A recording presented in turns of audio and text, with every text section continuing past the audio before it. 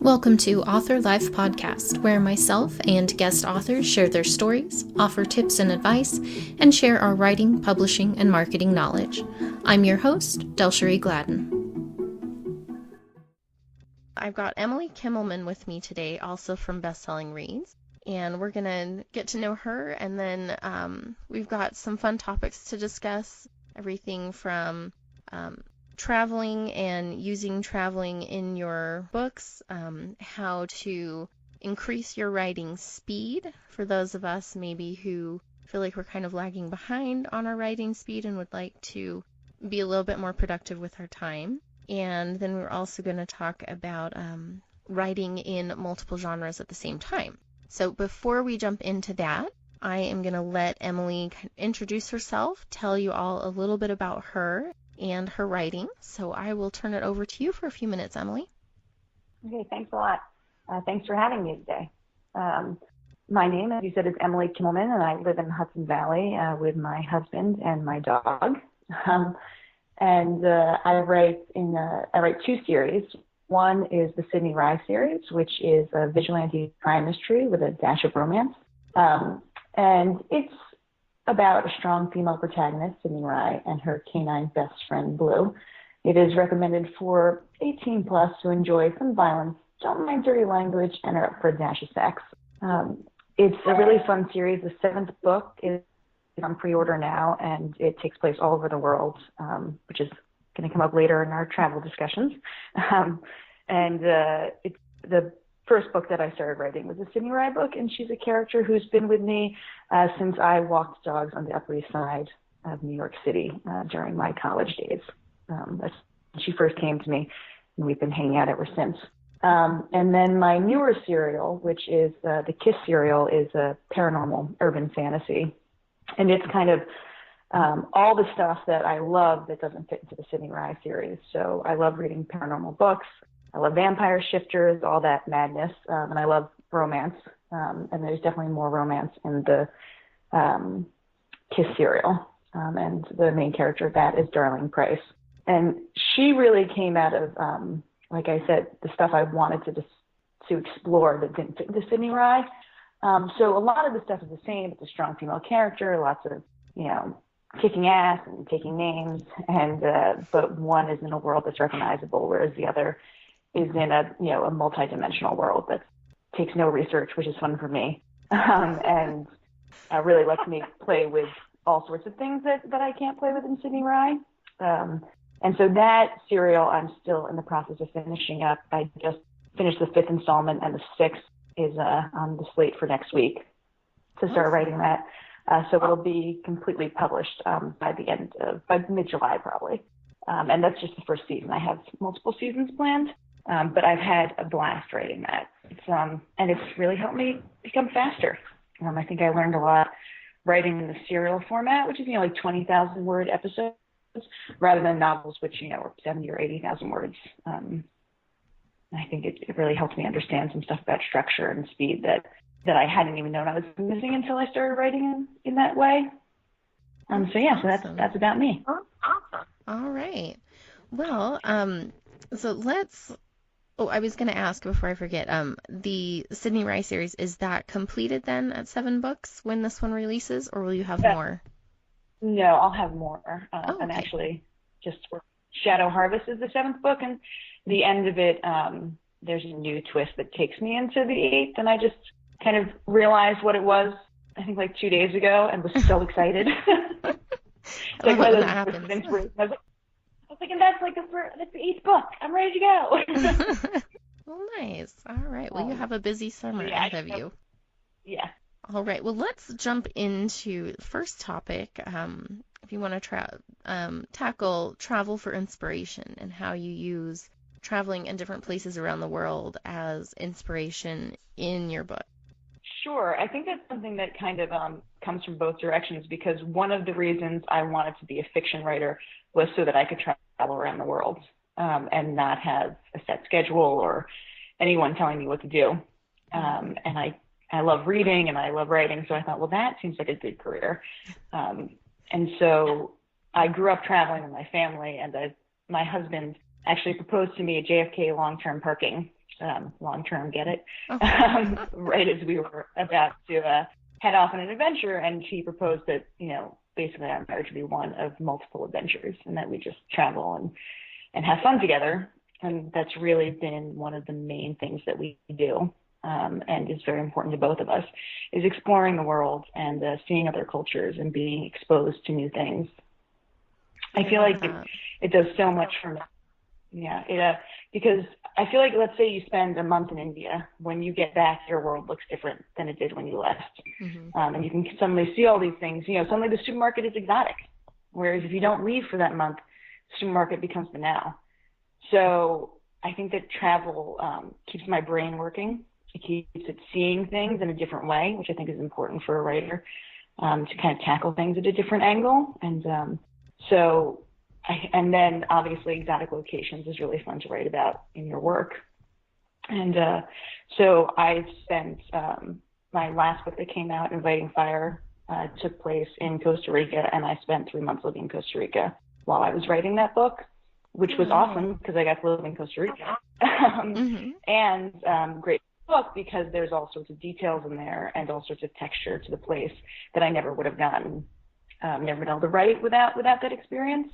And Strings of Glass, which is the fourth Sydney Rye, takes place in India, where I spent several months in 2013. So it's the same thing, that there's all sorts of things in that book that I never would have been able to write about if I hadn't had that experience. So it works for me on lots of different levels. That's awesome. And I know that especially, I mean, I live in the Southwest, and with other Southwest writers, that's something that that people pick up on very quickly, whether you know the area or not. And I think sometimes with like bigger cities or, different areas, you can get away with not having lived there. And, a lot, big city life in a lot of ways is similar for multiple big cities. But when you're talking about a very specific culture, that's very different. One of my series takes place on an Indian reservation, and which I lived, I can't remember how old I was, but when I was real little, we lived on an Indian reservation. My dad worked at the ISDS hospital there. And since then, we live just outside of the reservation right now. So that's something that is very familiar and commonplace to me, and for other people who are also experienced with reservations and kind of what that entails in the lifestyle there, they can immediately pick up on that. Whereas I've read other books where I'm immediately like, yeah, you've never been there, have you? And it adds this whole different layer to the story with all those small details that, readers, whether they've been there or not, they can feel like they've been there after reading something that is that detailed. I think that is, really important, and, sometimes you can't always travel there, but finding those resources of people who do live there can be really helpful. So I was going to ask, so the places that you use as settings in the Sydney Rye series, are they all places where you have either visited or lived for a period of time? Yes, so far they have been. And most of them are places that I've spent a substantial amount of time in. And in Insatiable, she ends up in Mexico City, in the Yucatan, and then in the Virgin Islands. And my dad's side of the family is from St. Thomas. And so it was really fun to write about that place because I know it so intimately. And so far, every place that I've written about is some place that I have physically been. And even recently, I did a novella for the Lead Crime Kindle World, and I used it as an excuse to go to Hawaii. That's awesome. So it's really travel as much as humanly possible. And so if I want to write about a place but I haven't been there, I make it possible to go there. That is very cool. I love that. So I was going to ask as well, with some of the places that you have been, what are some of the things that you kind of keep an eye out for when you are traveling, and when you're visiting these other places? What do you look for when you're thinking in your, when you have it in your mind, I'm going to be writing about this place? what kind of things do you look for that help you make that more real in your writing? That's an interesting question because I think when I was a less experienced writer, I used to look for things and I really would be like, well, what would be interesting? And now I just soak it all up, and when I sit down to write, the interesting stuff just comes out.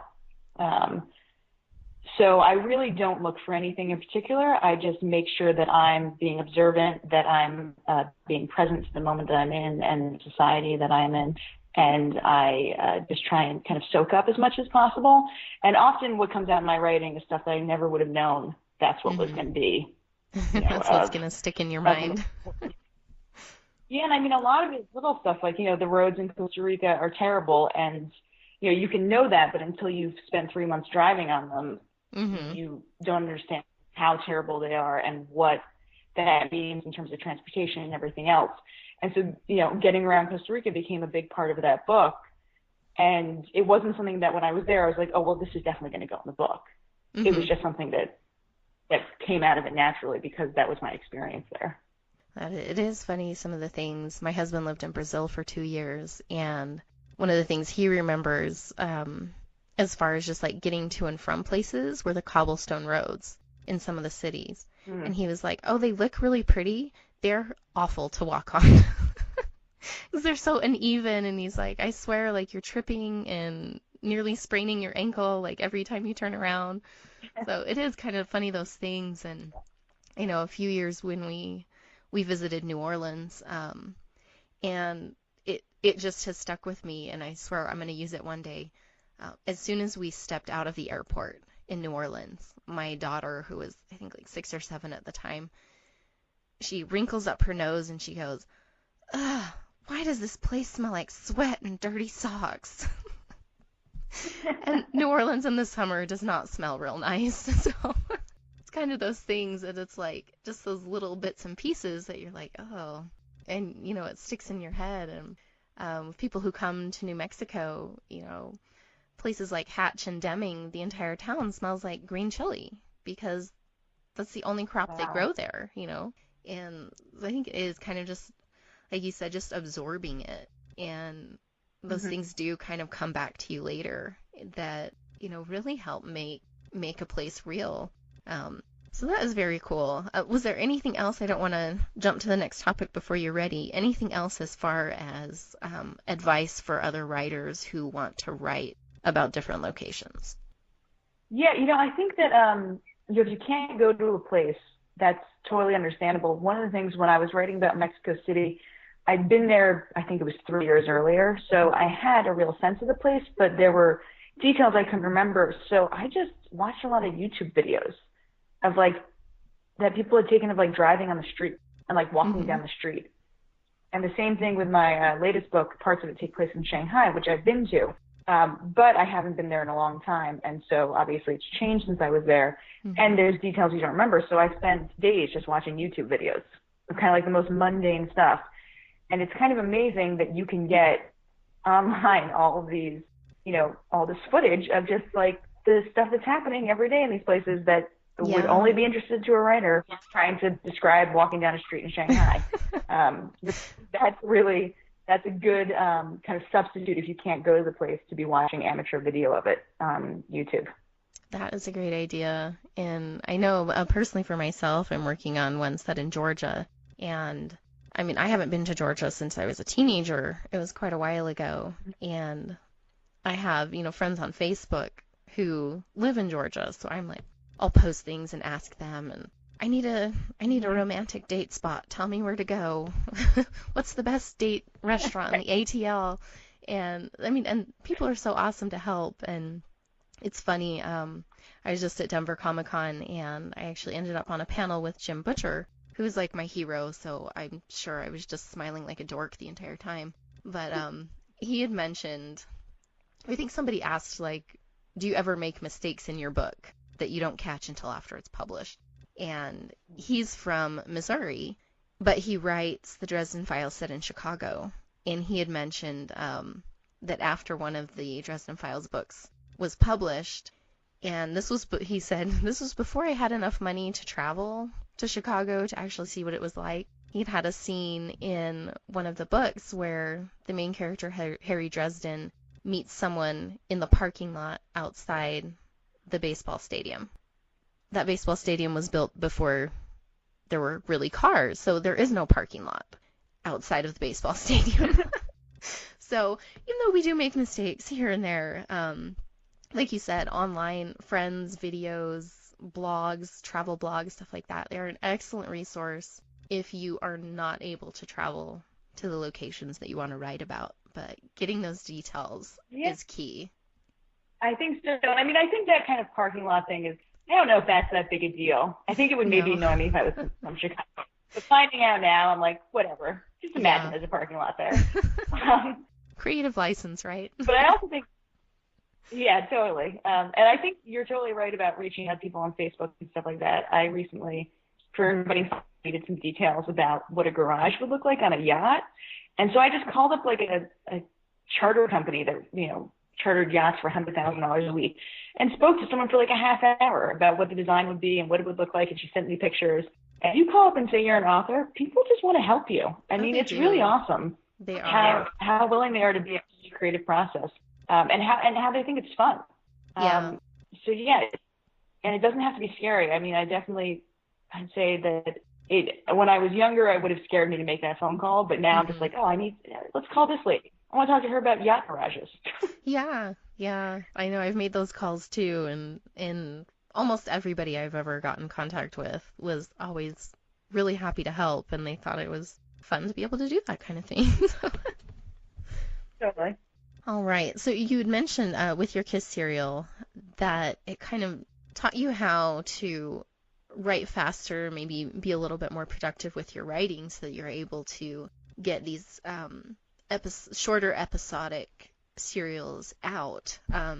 So if you would kind of just tell us a little bit more about that experience of going from full-length, 80,000 word novels to these shorter 20,000 word serials. Sure. Yeah, and I wrote the first one. Actually, the first version of this series I started about 2 or 3 years ago, and I did it for NaNoWriMo, and I wrote 40,000 words in November, and it was. Then the story was over. I was like, I'm not going to make it to 50 because there's nothing left to write here. And then, I didn't pick it up for a year because I was working on the Sydney Rye series. And then I picked it up a year later and looked at it and was like, oh, God, this is terrible. What is the story actually about? What am I trying to do here? And I had been very interested in doing a serial. I thought it was a really cool way of publishing and something I wanted to experiment with. And I kind of, while rereading this and rewriting it, I realized it would really work as a serial. And so I broke that first one, basically got edited down to 27,000 words, and then kind of a bunch of stuff that ended up in the later ones. But so I wrote that first one and published it and then said, okay, now you just have to write more. So it was like a leap of faith, really kind of throwing the hat over the wall. And so I had this time pressure, but I also didn't have to make, the thing is the 27,000 words needs to make sense. And then the next 20,000 words need to make sense. And then the next 20,000 words need to make sense. Instead of 80,000 words all make sense, where you're creating it together, you are locked into the first 27,000 words. So you can't go back and change that. So you kind of have to use what you've already said and just keep going, which is freeing in a way because you have to trust yourself. You have to trust writing and trust that your story is going somewhere interesting. And so I wrote the next one, and I think it took me 2 weeks to write the 20,000 words. And then I wrote the next one and it took me a week to write the 20,000 words. And it was because it seemed, just go, okay, make this 20,000 words the most fascinating 20,000 words anyone has ever read. And it was, for some reason, that just was easier for me. And then when I went to go write Shadow Harvest, which is the book that's up for pre-order now, I kind of took that into it and said, okay, you're just going to write 4,500 words a day, and you're going to have complete faith that they're going to be good. And you're not going to worry about what the plot is or where this is going or anything like that. You're just going to write it, and you're going to make it the most fascinating 4,500 words anyone's ever read. And so I just did that every day until it was done. And luckily, when I read it over, it was really good. And I was like, oh, that totally worked. Success. Yeah. I love that concept. Yeah. Yeah. And Although wondering if it's any good, it's what's taking up the time. it does take up a lot of time. I mean, rereading and thinking and, going back and forth and everything.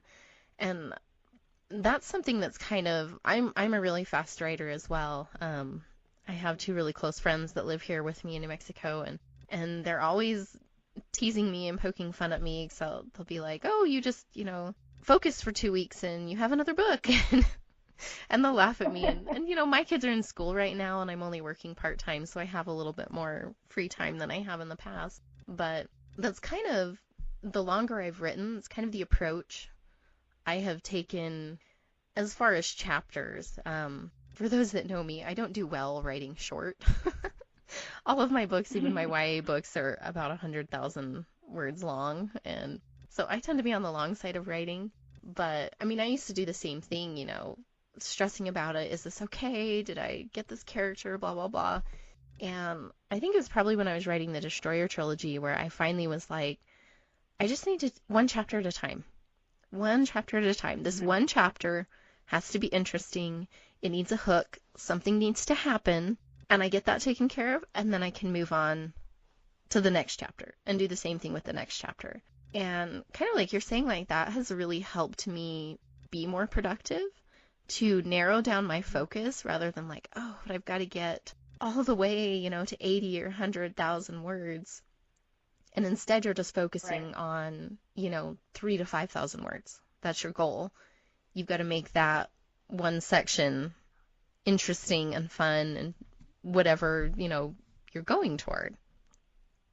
Yeah, and if you're bored writing it, then more than likely someone's going to be bored reading it. Exactly. So Exactly. if I'm writing something, I'm like, God, this is so boring. I'm like, okay, let's make something interesting happen because I'm bored out of my. And so that's not fun for me, and it's not fun for the reader. Yeah, exactly. If you're slugging through, then that's. I mean, and the thing is, my first drafts are not perfect, but they do have tension, and they have all the things I want them to have, and then I need to go in and, obviously fix them up a bit. But I think the structure of the story is usually there. Yeah. Now. And the characters really reveal themselves if you let them. Mm-hmm. And have you found that you end up doing less content editing, writing that way with kind of this more narrowed focus? Yeah, I would say that I do. I mean, with each book, I have to do less editing, which is great. Every single book, though, I think is terrible. And I've also gotten really good at reminding myself that this happens to you every book. And I have my friend Meta, who's been my best friend since we were 12, and I can give her a lot of credit for me being a writer in the first place. And she reads my work. She's the first person to read everything that I write. Once I get it into a place where I'm comfortable sending it to her, and then she really helps me find the deep flaws with it and make it better. And so before I send it to her, I'd say that the week before I send it to her, when I'm really doing kind of the final polishing on my end, I always think it's terrible. And I think we all do. Well, this one needs a full rewrite. You really messed it up this time, Emily. It's over. You lost it. And so, but then, sometimes she has more edits than others. I mean, this book, she had so few edits, and I was just like, this is amazing. This new system is really working.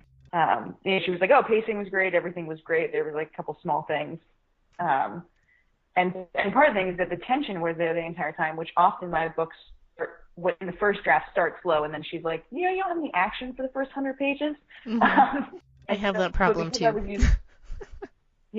Since I was using the don't get bored methodology, basically I couldn't spend 100 pages kind of getting into it. I had to say, well, this is boring. Let's go. Let's have something happen here. Yeah.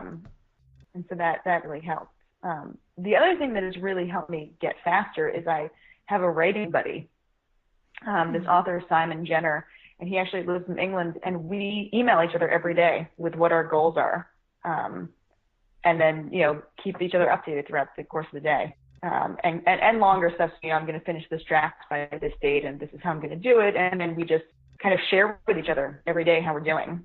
And, obviously neither of us is particularly accountable to the other, but it's kind of like the thing is, if I'm if I'm like, you know what, I think I'm just going to take the day off. I'm going to go read a book instead. It's like, well, then I have to email Simon and say, well, today I decided to be a complete slacker and just read a book instead. Which he's not going to tell me. He's not going to say, hey, get back to work. Mm-hmm. But it's kind of like I have to acknowledge it, that that's what I'm doing. I Yeah. think it's kind of like calorie counting. Mm-hmm. Like the same, like That you just have to accountability. put down. Yeah, it's accountability. And so that, for both of us, has been huge. Both of us are writing faster than we've ever written before and getting more done. That's awesome. And it's just those simple emails, which has, been really great. So I recommend that to everyone. Find a writing buddy. Share. It does. It definitely helps. It also helps when you have readers going, where's the next book? Yes, that really does help. Yeah. That. Gotten a few of those messages lately. I'm like, I promise I'll get back to work. I have one guy who emails me, and he emailed me at the beginning of the year and said, my New Year's resolution is not to bug you about the next book. He's like, I made it to mid-January. Like, oh, well, thank you for the momentary break. Well, but as you said, I do appreciate it because the fact that someone out there cares that I'm, Yeah. a crazy lady talking in our office, without reason, we're just crazy people. Yeah. So, All right. Well, those, I think those are definitely tips that can really help a lot of authors, maybe who are struggling to be a little bit more productive. The last thing I wanted to talk to you about was kind of your experience in writing multiple genres. 'Cause I kind of branched out as well and writing in two different genres now, so I'm interested to kind of see what that experience was for you from going to a more realistic type of fiction and then branching out into a more paranormal realm. Because I kind of did the opposite. yeah, it's been interesting because not only is it a different genre, it's also a different format in the sense that it's a serial. Mm-hmm. So being published in shorter increments. So it'll be interesting to see once it's completely done and I kind of start marketing it in box set form. I think I'll have more of a sense of what the real differences are.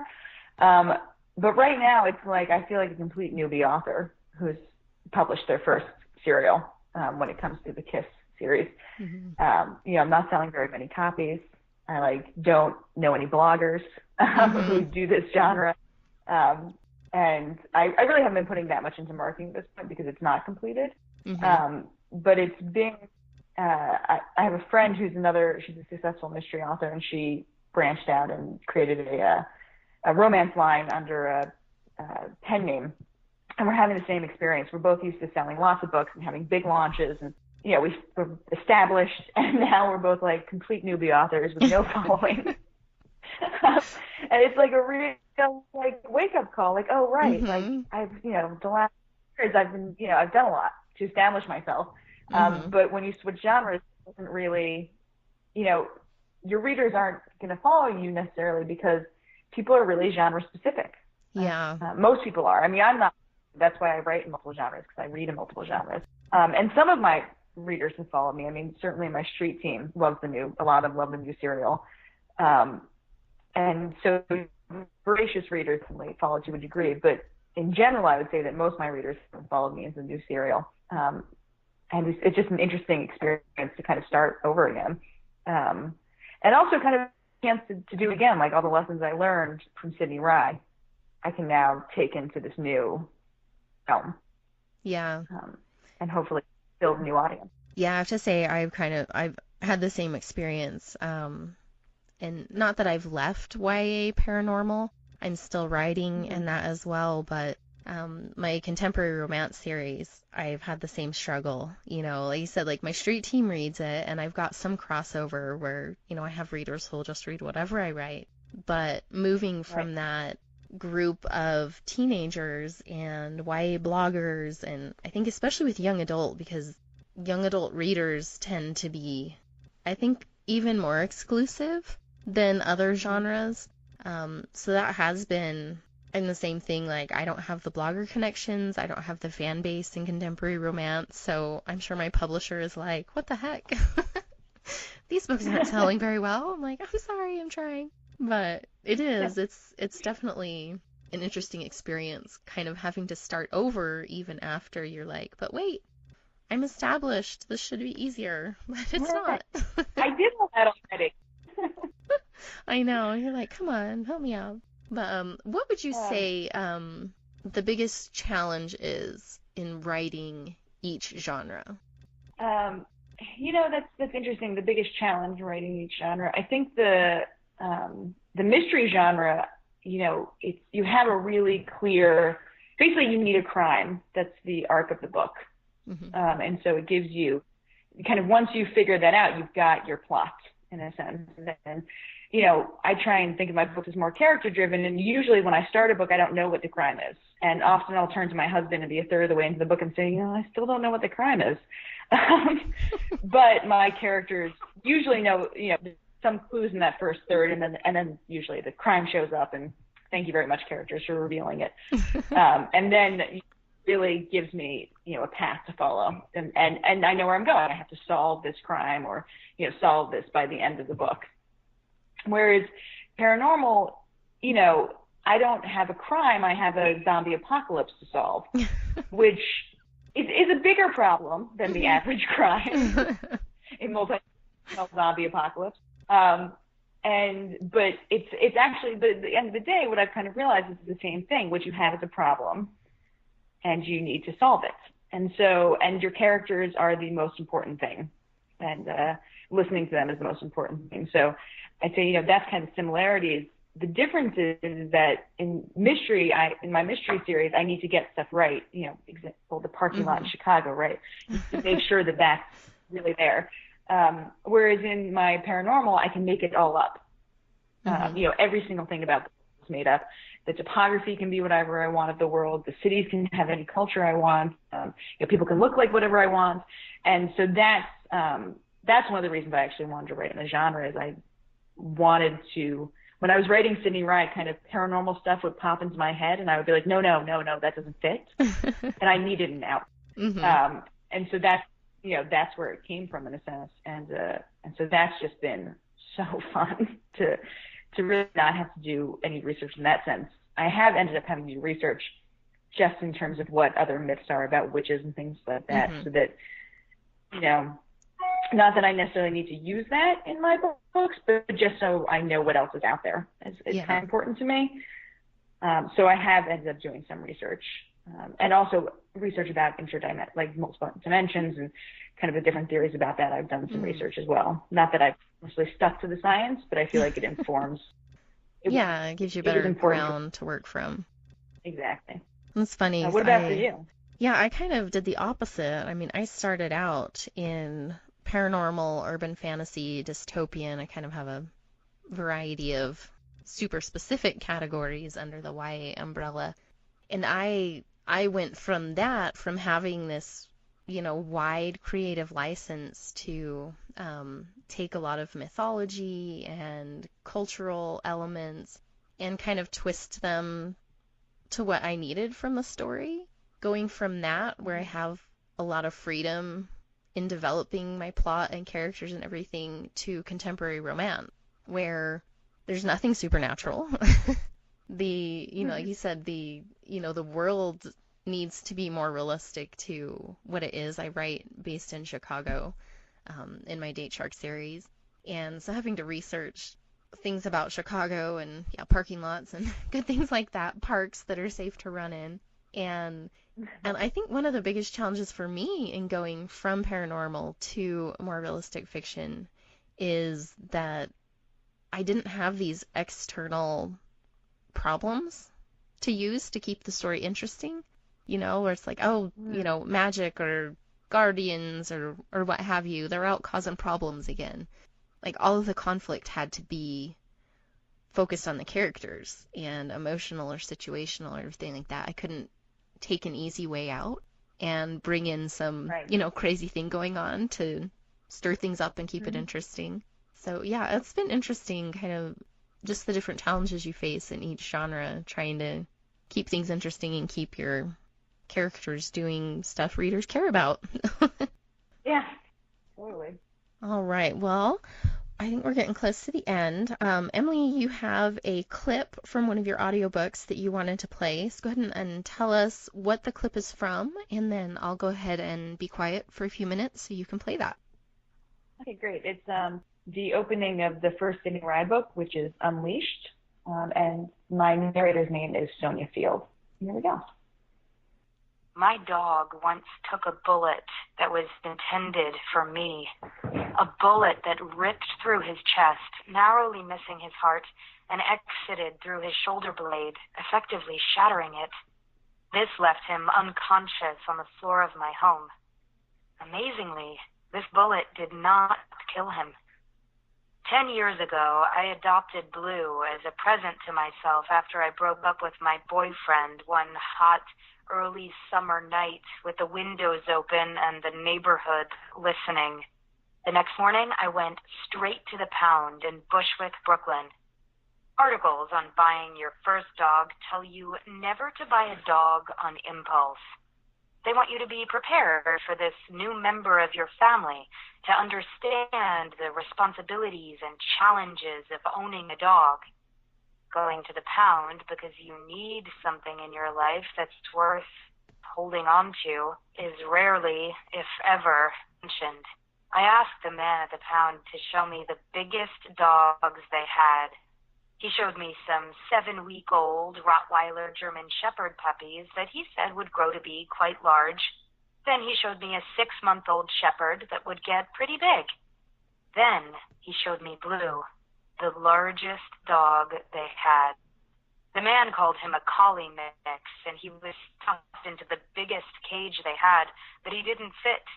He was as tall as a Great Dane, but much skinnier, with the snout of a collie, the markings of a Siberian husky, the ears and tail of a shepherd, and the body of a wolf, with one blue eye and one brown. Crouched in a sitting position, unable to lie down, unable to sit all the way up, he looked at me from between the bars, and I fell in love.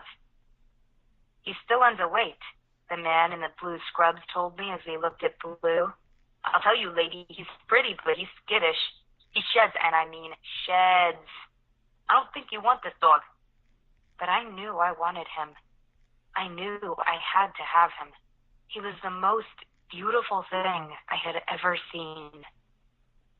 Blue cost me $108. I brought him home, and we lived together for 10 years. He was, for most of our relationship, my only companion. But when I first met Blue, a lifetime ago now, I had family and friends. I worked at a shitty coffee house. I was young and lost. I was normal. Back then, at the beginning of this story, before I'd ever seen a corpse, before Blue saved my life, before I felt what it was like to kill someone in cold blood, I was still Joy Humboldt. I'd never even heard the name Sydney Rye. So that's it. All right. I love that. Great narrator, too. It's always hard to find a good narrator. All right. Well, I just want to say thank you for coming on, Emily. And I wanted to give you a chance real quick. Tell everybody where they can find you online before we sign off today. Sure. My website is emilykimelman.com, and that's a Kimelman. I'm also on Facebook as Emily Kimelman, and I'm on Twitter as @EJKimelman. Thanks for having me. Thank you so much for being on today. I had a lot of fun chatting with you.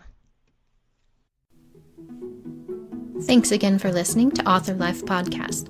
For more information on the podcast or guest authors, check out the links in the show description.